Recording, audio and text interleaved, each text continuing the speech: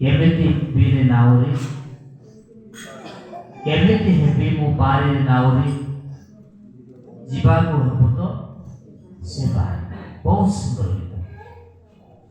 କେମିତି ହେବି ମୁଁ ପାରିରେ ନାଉରେ ଯିବାକୁ ଅଛି ତ ମତେ ସେ ପାରି। ହାଲେଲୁୟା।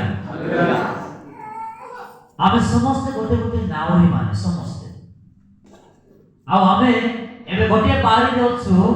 ଆମେ ଆଉ ଗୋଟେ ପାରିକୁ ଯିବାକୁ ପଡ଼ିବ।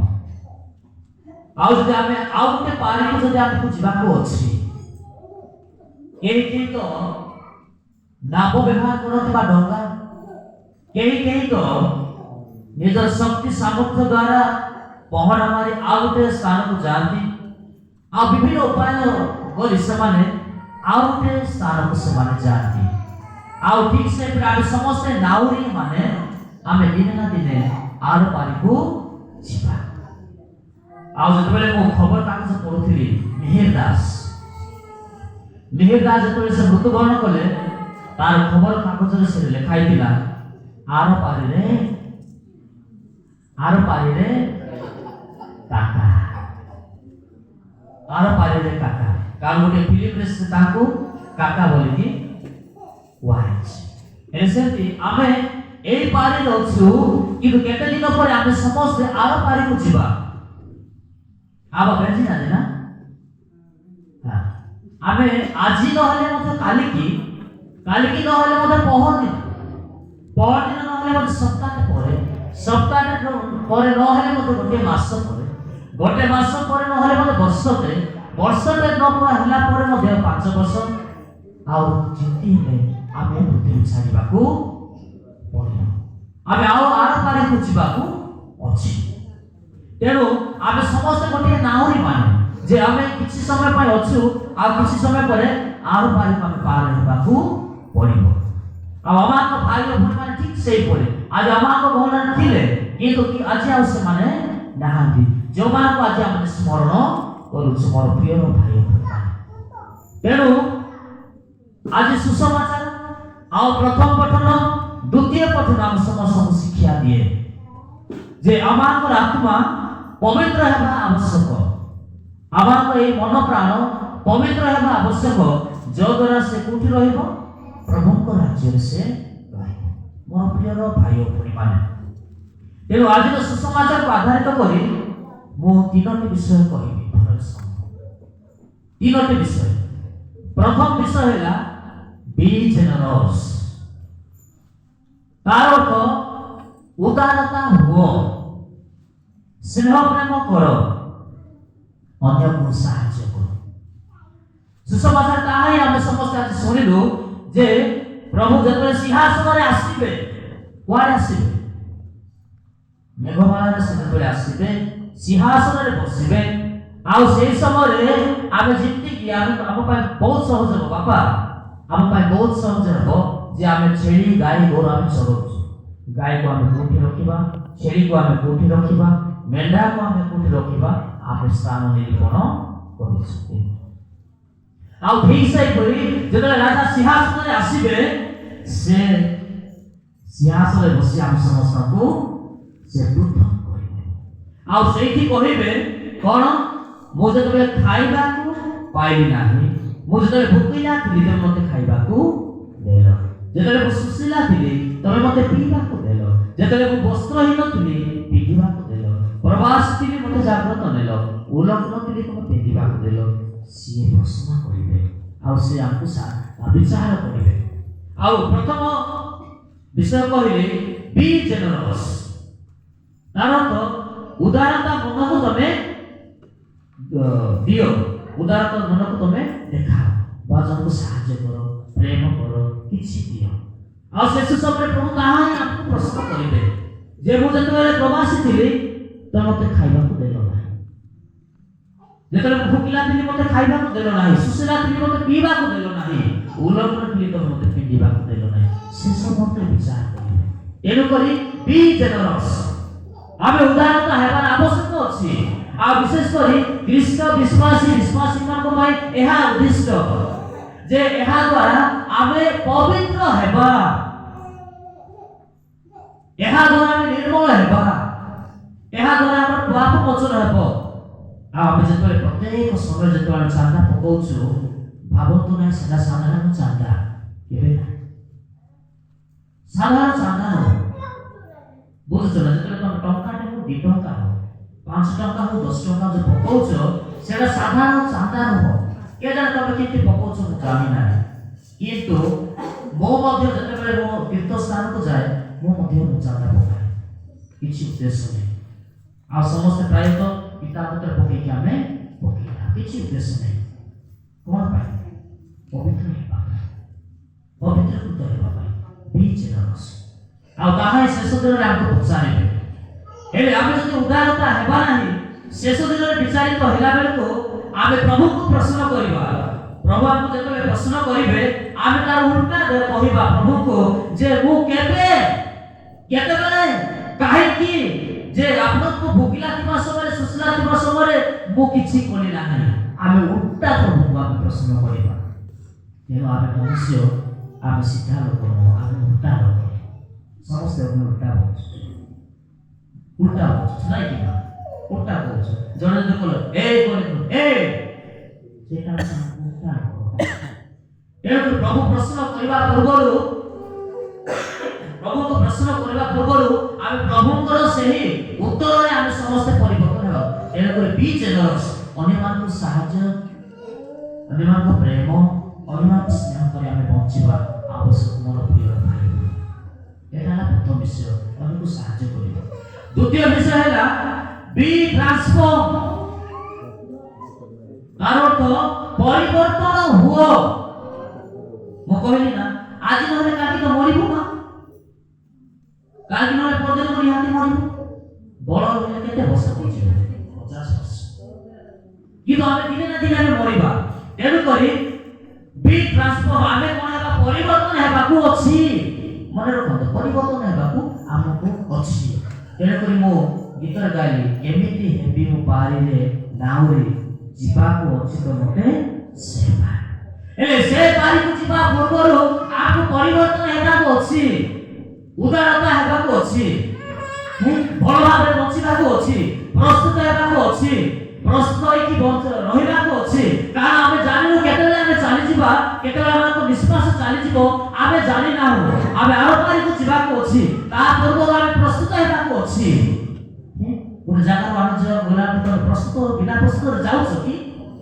जाउछ कि नाही हम प्रस्तुत हे तेनु करी परिवर्तन हो समय अछि प्रस्तुत हेबा अछि ट्रांसफॉर्म हेबा अछि भल बचिबा को अछि नले आमे आरो बारे को गोला को आम जीवन के दे पाबे समस्त जाय बुझे ना प्रथम विषय हैला बी जनरस माने अनेक स्नेह प्रेम करो कारण से समय प्रभु पचारिबे मु जतरे भोकिला थिली मते खाइबा को देलो नाही आ एबे जदि आमे परिवर्तन हेबा नाही आमे आरो पाई को पहुंचीबा पाई आरो पाई बहुत कष्ट हो आ विशेष करी से जे मेडिकल काम करूची मु जतरे रोगी थिली परिदर्शन करू तते प्रश्न हो विशेष मोर प्रिय भाई आ तृतीय विषय हैला and to be radiant to be transfigured in heaven hallelujah hallelujah जदि आमे अन्य को सहायता करिला हो जदि आमे परिवर्तन हे पारिला हो आमे स्वर्ग राज्य रे आमे जाजल माने हे पारिबा केबे भी न to be transfigured उठी स्वर्ग जदि एबे आमे जदि अन्य को सहायता करिलु परिवर्तन हे न हो मना पर आमे केबे स्वर्ग राज्य रे आमे केबे हेले जाजल माने हे पारिबा नाही केबे भी न हो केबे এই বার কেবে এই তিনটা জিনিস মুখ্যত আমি মনে রাখিবা আবশ্যক আজ এই সমাধি পর্ব দিবস যে প্রভু আপনি দেখাই দিয়েছেন না যে লোকলিখিত সুসমাচার 6 অধ্যায় মতে মনে পড় নাই সেটা লেখা আছে কোন লেখা আছে যিশু কাকু ধরে কি পাহাড়କୁ গলে যিশু কাকু ধরে পাহাড়କୁ গলে प्रार्थना करे पाए से रूपांतरित कले सिमोन पीतर और जाकुब पीतर जोहन जाकुब को धरि से पार गले उच्च पहाड़ को गले आउ से प्रार्थना करू करू तार रूप कौन है रूपांतरित है आउ सेटा हो आउ पर चिन्ह सेटा हो आउ पर चिन्ह आउ देखे दउछथि जे स्वर्ग राज्य रे एमिति शासन मान्य हो आउ से माने देखो केते निरीह केते पवित्र लोक माने से माने दोस्त प्रभु आमे एठारे रहे केते भलो हेबो कोन हेबो केते कोन हेबो एठारे रहिले हमर कोन हेबो केते भलो हेबो केते भलो हेबो आ द्वितीय पत्र आपण माने जति भलो भाबे सुनिथिबे आ सेटा लेखा जाय जे आमाकर आत्मा को कौनसी व्यक्ति स्पर्श करि पारिबो नाही कौनसी व्यक्ति न छुई पारिबो कि छुआ तो विश्वास को छुई पारिबो कि नाही हेले आमाकर ईश्वर आपको देखे नहीं छथि जे तमे दिने तमे रूपांतरित हेबो एनको कहि to be transfigured in the heaven যদি আমি ভালো জীবন বঞ্চিছু উত্তম জীবন বঞ্চিছু তাহলে স্বর্গরে আমি কোন হেবা প্রভুଙ୍କ পরি রূপান্তরিত হেবা নলে আবা নহে এই পারিবা কি নাই তেଣୁ ଏବେ ମୁଁ କହିବି ପ୍ରକାଶିତ ବାକ୍ୟ ତାର 21 ଅଧ୍ୟାୟ 27 ପଦ ପଢ଼ନ୍ତୁ ନୂତନ ନିୟମ ପଢ଼ନ୍ତୁ ଭଲ ଭାବରେ ପଢ଼ନ୍ତୁ ପ୍ରକାଶିତ ବାକ୍ୟ 21 अध्याय 27 पद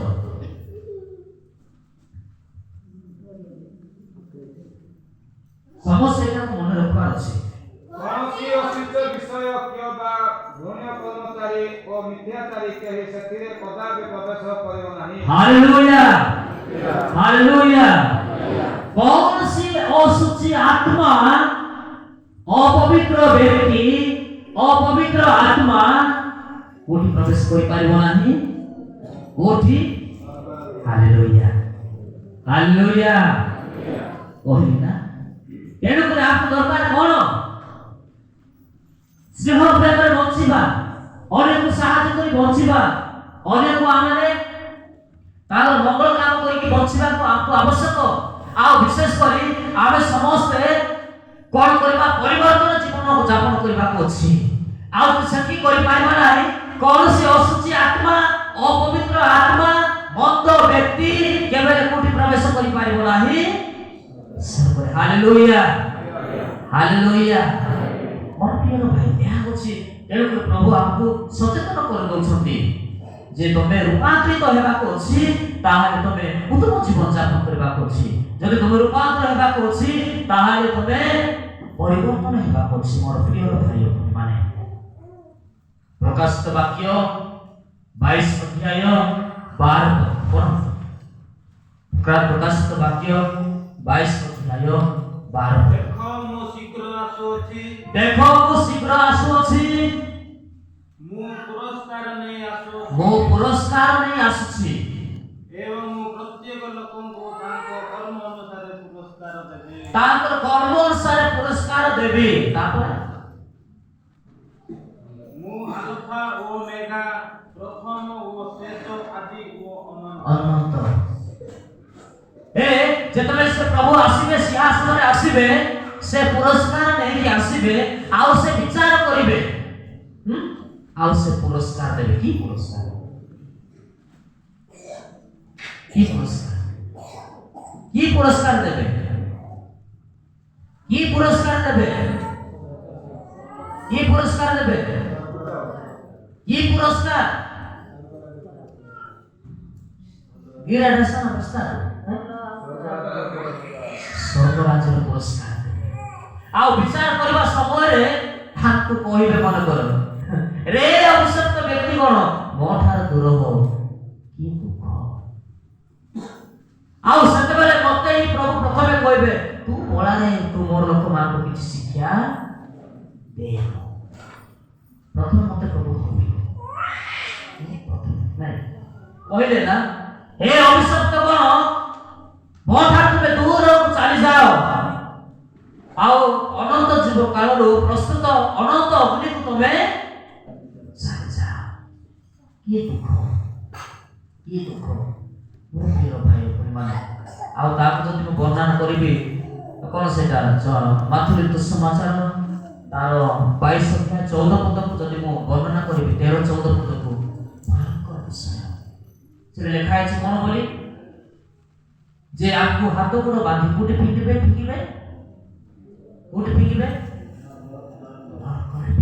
ଅଧାର କୂଳରେ ଫିଙ୍ଗିବେ, ଆଉ ସେଇଠି ଚିରକାଳ ପାଇଁ ଆମେ କଷ୍ଟ ପାଇବା, କି ଦୁଃଖ। କିନ୍ତୁ ଶେଷରେ ଲେଖା ହେଇଛି 46 ପଦରେ ଯେ ଧାର୍ମିକ ମାନେ ଯିବେ ଅନନ୍ତ ସୁଖ ପାଇଁ, ଆଉ ପାପୀ ମାନେ ଯିବେ ଅନନ୍ତ ଦଣ୍ଡ ପାଇଁ। ଦେଖ ପ୍ରଭୁ ଆମକୁ କେତେ ସୁନ୍ଦର ବିଷୟ ଶିକ୍ଷା ଦେଉଛନ୍ତି ଯେ ଯେଉଁମାନେ ଭଲ ଜୀବନ ଯାପନ କରିବେ, ପବିତ୍ର ଜୀବନ ଯାପନ କରିବେ, ସେମାନେ ସ୍ୱର୍ଗ ରାଜ୍ୟକୁ ଯିବେ, ଆଉ ଯେଉଁମାନେ ଅପବିତ୍ର ଜୀବନ ଯାପନ କରିବେ ସେମାନଙ୍କ ପାଇଁ ଅନନ୍ତ ଜୀବନ ଅଛି। ଆଉ ଆଜିର ବିଶେଷତ୍ୱ ତାହା ହିଁ। ଆଉ ସେଥିପାଇଁ ଆମେ ଏଇ ନିବେଦନ ଉତ୍ସର୍ଗ କରୁଛୁ।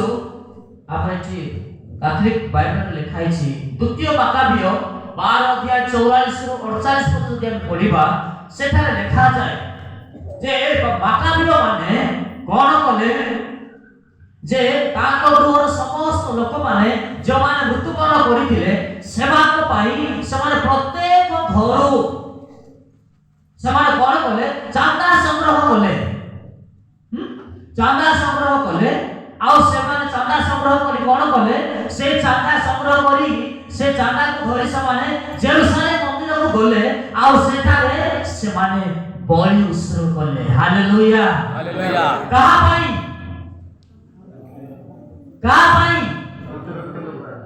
ମୃତ୍ୟୁ ବ୍ୟକ୍ତିମାନଙ୍କ ପାଇଁ, ଆତ୍ମା ସନ୍ତତି ନିମନ୍ତେ।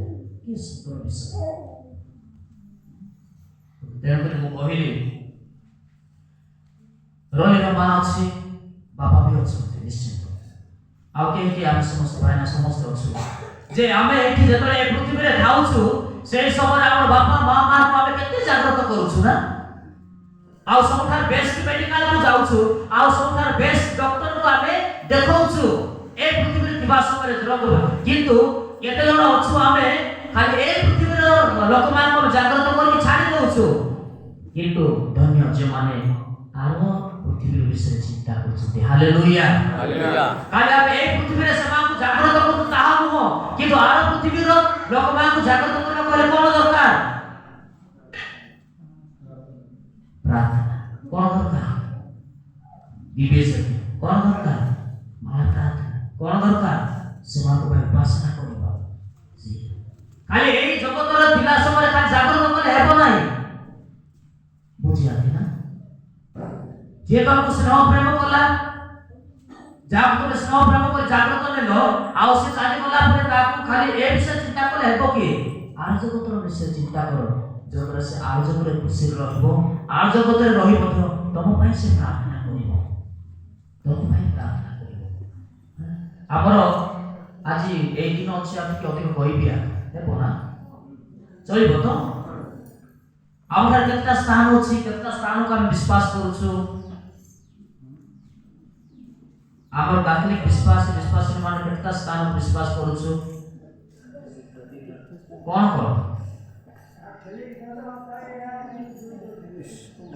ଆଉ ସେଇ ବିଷୟରେ ତ ଚାଲିଛି କ'ଣ ସ୍ୱର୍ଗ,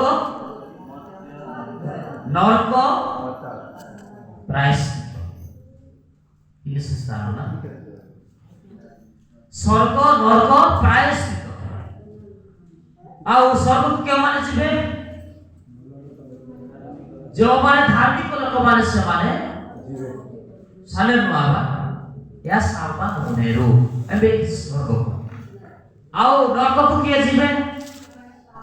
ଯେଉଁମାନେ ପାପ କରିବେ। ଆଉ ପ୍ରାୟଶ୍ଚିତ୍ତକୁ କୋଉମାନେ ଯିବେ? ଅଧା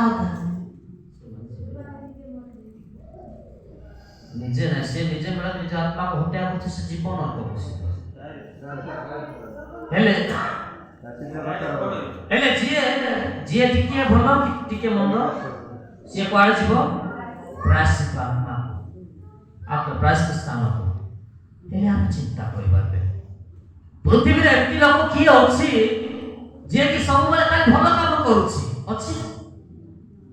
ସବୁବେଳେ ଖାଲି ଭଲ ଚିନ୍ତା କରୁଛି ତାଠାରେ ପାପ ବୋଲବାଟା ନାହିଁ ଅଛି କିଏ କୁହନ୍ତୁ ନା କିଏ ଅଛି ଯଦି ବା ଯିଏ ଅଛି ସେ ସିଧା କୁଆଡ଼େ ଯିବ ସ୍ୱର୍ଗକୁ ଯିବ କାରଣ ଯେଉଁମାନେ ପବିତ୍ର ଲୋକମାନେ ଯାହାର କୌଣସି କଳୁଷିତ ନାହିଁ ପାପ ନାହିଁ ସେମାନେ କୁଆଡ଼େ ଯିବେ ସିଧା ସ୍ୱର୍ଗକୁ ଯିବ କାରଣ ସେମାନଙ୍କ ପାଇଁ ସେହି ସ୍ଥାନ ଉଦ୍ଦିଷ୍ଟ ସେମାନଙ୍କ ପାଇଁ ସେହି ସ୍ଥାନ ରଖାଯାଇଛି ଆଉ ମୁଁ ଜାଣି ନାହିଁ ଯେ ସ୍ୱର୍ଗ ମାନେ ପୃଥିବୀରେ ଏପରି କିଏ ଅଛି ଯେ ସବୁବେଳେ ଖାଲି ଭଲ କାମ କରୁଛି ମୁଣ୍ଡ କଥା କହୁନାହିଁ ଆଉ ଏ ପୃଥିବୀ ମଧ୍ୟ ଏମିତି ଲୋକ କିଏ ଅଛି ଯେ ସବୁବେଳେ ଖାଲି ଖରାପ କାମ କରୁଛି ଅଛି କିଏ ଅଛି କି କିଏ ଅଛି ଭଗବାନ କିଏ ଅଛନ୍ତି କିଏ ଅଛି ଯେ ସବୁବେଳେ ଖାଲି ସବୁ ସମୟ ଖାଲି ଖରାପ କାମ କରୁଥିବ ଖରାପ ଚିନ୍ତା କରୁଥିବ କାହାକୁ ବାଡ଼େଇଥିବ କାହାକୁ ହାଣିଥିବ ଏମିତି ସବୁ କିଏ କରିବା ଲୋକ ଅଛି କି ସେମିତି ଲୋକ ନଥିବ କିଛି ନା କିଛି ସେ ମଙ୍ଗଳ କାମ କରିଥିବ ଆଉ ସେମାନେ କୁଆଡ଼େ ଯିବେ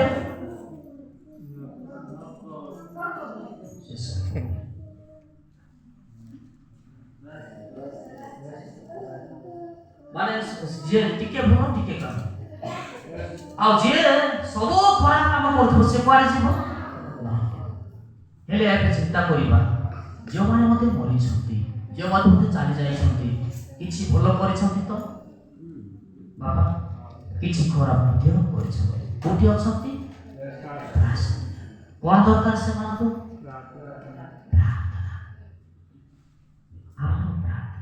ତେଣୁ ମାର୍କୋ ପୁସ୍ତକ 12:44-47 ପରିବେଶରେ ଲେଖା ହେଇଛି ଯେ ସେମାନଙ୍କର ଶୁଦ୍ଧିକରଣ ପାଇଁ ନିର୍ମଳ ପାଇଁ ଆମେ ଦିବ୍ୟ ଯଜ୍ଞ ଆପଣଙ୍କୁ ସ୍ନାନ କରିବା ଆବଶ୍ୟକ ଯଦ୍ୱାରା ସେମାନେ ପବିତ୍ର ହେବେ ଆଉ କୁଆଡ଼େ ଯିବେ ସ୍ୱର୍ଗକୁ ସେମାନେ ଯିବେ ତେଣୁକରି ଆମେ ମନୁଷ୍ୟ କିଛି ଭୁଲ କରିଛୁ କିଛି ଭଲ ମଧ୍ୟ ଆମେ କରିଛୁ ଖାଲି ଭଲ କରିଥିଲେ ତ ସ୍ୱର୍ଗକୁ ଯିବା ଖାଲି ଖରାପ କରିଥିଲେ ତ ନରକକୁ ଯିବା କିନ୍ତୁ କିଛି ଭଲ କିଛି ଖରାପ ଆମେ କରିଛୁ ଆଉ ଆମେ କୋଉଠି ଥିବା ପ୍ରାୟଶ୍ଚିତ୍ତରେ ଆମମାନଙ୍କ ପ୍ରାର୍ଥନା ଆମମାନଙ୍କ ଜପ ଆମଙ୍କର ଦିବ୍ୟ ଯଜ୍ଞ ଆମକୁ କୁଆଡ଼େ ନେବ ସ୍ୱର୍ଗକୁ ନେବ ତେଣୁ ବେଳେ ବେଳେ କହୁଛନ୍ତି ଜଣେ ମରିଗଲା ପରେ କହୁଛନ୍ତି କ'ଣ ଦେ ମୁଁ ଆଜି ତାକୁ ସ୍ୱପ୍ନ ଦେଖିଲି ଦେ ଆଜି ମୋତେ ତାକୁ ମୁହଁ ଲାଗୁଛି ଦେ ଆମ ଘରେ ଟିକେ କେମିତି ଗୋଟେ ଲାଗୁଛି ମରିଗଲା ପରେ କ'ଣ ପାଇଁ କ'ଣ ସବୁ ସେଇଟା କ'ଣ ସିଏ ପ୍ରେତାତ୍ମା ନାହିଁ ସିଏ ଆମକୁ ପ୍ରାର୍ଥନା ମାଗୁଛି ସେଟା ପ୍ରେତାତ୍ମା ନୁହଁ କ'ଣ ସେ ସ୍ୱପ୍ନ ସେମାନେ ସ୍ୱପ୍ନରେ କେତେ ଜଣ ପ୍ରାର୍ଥନା ମାଗନ୍ତି ତାପରେ ଦେଖିବ କେତେ ଦିନ ପରେ ପ୍ରାର୍ଥନା କଲା କିଛି ଆସେ ମୋର ଘଟଣା କହୁଛି ଆମ ଗାଁରେ ଜଣେ ଥିଲା କରମ ସିଂର ଭାଇ ଜଣେ ଥିଲେ ସିଏ ମୁଁ ଯେତେବେଳେ ସେମିନାର ଥିଲି ମୋତେ ଆମ ଗାଁରୁ ବାପା ମା ଆସିକି ରାସ୍ତାକୁ ଆସିକି ଛାଡ଼ି ଆସିଥିଲେ ଗାଡ଼ିରେ ବସିବା ପାଇଁ ହେଲେ ମରିକି 3 ଦିନ ହେଉଥିଲେ ଆଉ ସେ ମାମୁଁ ମୋତେ ବେଶୀ ସ୍ନେହ କରିବା ହେଲେ ଦେଖନ୍ତୁ ଆମେ ସମସ୍ତେ ଏମିତି ବସିଛୁ ବସିଲା ଭିତରେ ଗାଡ଼ି ଜଗିଛୁ ଏକା 4ଟା ଆସୁଛୁ ପାଖକୁ ଆସିକି ସମସ୍ତେ ଚମକିଲେ ଆଉ ଥରେ ଚମକିଲେ ସମସ୍ତେ ଛିଡ଼ାଇକି ସାଇଡ୍ ମାରିଲେ ଆଉ ଥରେ କହିବାର ଆଉ କାହାକୁ କହିବ କାହାକୁ ତାପରେ ଆମେ ସମସ୍ତେ କହିଲୁ ଯେ ଆଜି ତୋର ଶ୍ରାଦ୍ଧ ଦିନ ମୁଣ୍ଡ ଧୁଆ ଦିନ ଆମେ ତୋର ପାଇଁ ପ୍ରାର୍ଥନା କରୁଛୁ ଆଉ ତୋର ଆତ୍ମା ଶାନ୍ତିରେ ସ୍ୱର୍ଗରେ ବାସ କରୁ ମୋର ଭାଇ ଭଉଣୀ ମାନେ ସେମିତି କହିଲା ପରେ ଗୋଟେ ଟିକେ ଦୂରକୁ ଗଲା ପରେ ଟିକେ ଦୂରକୁ ଗଲା ପରେ ମାନେ ଏମିତି ହେଲେ ଆମର ପ୍ରାର୍ଥନା ନିହାତି ଆବଶ୍ୟକ କରନ୍ତି ଏଇ ଆତ୍ମା ଯେଉଁମାନେ ଆପଣ ଅତୃପ୍ତ ଆତ୍ମା ଆମେ କହୁଛୁ ଅତୃପ୍ତ ଆତ୍ମା ସେମାନଙ୍କ ପାଇଁ ଆମର ଉଦ୍ଦିଷ୍ଟ ତେଣୁକରି ଆଜି ବିଶେଷ କରି ଆମେ ପ୍ରାର୍ଥନା କରୁଛୁ ସେମାନଙ୍କ ପାଇଁ ମନେ ରଖ ଅଶୁଚି ଆତ୍ମା କେବେ ସ୍ୱର୍ଗ ରାଜ୍ୟରେ ପ୍ରବେଶ କରିପାରିବ ନାହିଁ କେବେ ବି ନୁହଁ ତେଣୁକରି এই পৃথিবীରେ ଆମେ ଥିବା ସମୟରେ ଆମେ ଏତିକି କହିବା କଥା କରିବା ଯେ ଆମେ କ'ଣ ଆମକୁ ସାହାଯ୍ୟ କରିବ। ଆମେ କ'ଣ କରିବା? ପରିବର୍ତ୍ତନ ହେବା। ତାହେଲେ ଆମେ ଦିନେ ସ୍ୱର୍ଗରେ କ'ଣ ହେବା? କ'ଣ ହେବା? କ'ଣ ହେବା? ପ୍ରବେଶ କରିବା। କିନ୍ତୁ ସ୍ୱର୍ଗ ରାଜ୍ୟରେ ଆମେ ସମସ୍ତେ ଚାଞ୍ଚଲ୍ୟ ମାନ୍ୟ ହେବା ପ୍ରଭୁଙ୍କ ସମୟରେ। ତେଣୁକରି ଆଜି ପ୍ରାର୍ଥନା କରିବା, ପ୍ରଭୁ ଆମକୁ ଆଶୀର୍ବାଦ କରନ୍ତୁ, ଯଦ୍ୱାରା ଆମେ ସମସ୍ତେ ଭଲ ଜୀବନ ବଞ୍ଚି ଆମଙ୍କ ମୃତ୍ୟୁ ପରେ ମଧ୍ୟ ଆମେ ସ୍ୱର୍ଗରେ ଆମେ ସ୍ଥାନ ପାଇପାରିବା। ତେଣୁକରି